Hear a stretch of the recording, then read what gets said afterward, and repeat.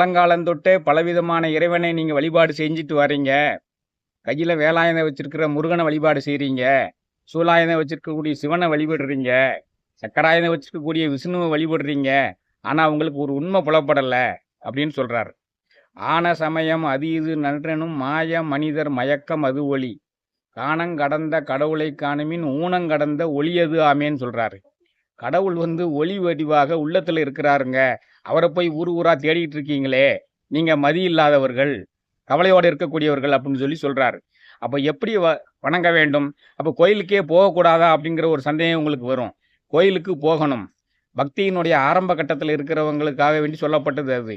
கோயிலுக்கு போய் நீங்கள் அந்த சிவனையோ முருகனையோ நெஞ்சார வழிபட்டு கண்குளிர கண்டு உங்கள் கண்ணில் வாங்கிய பின் கண்ணை மூடி உங்களுடைய உள்ளத்தில் அதனை நிலைபெறச் செய்ய வேண்டும்.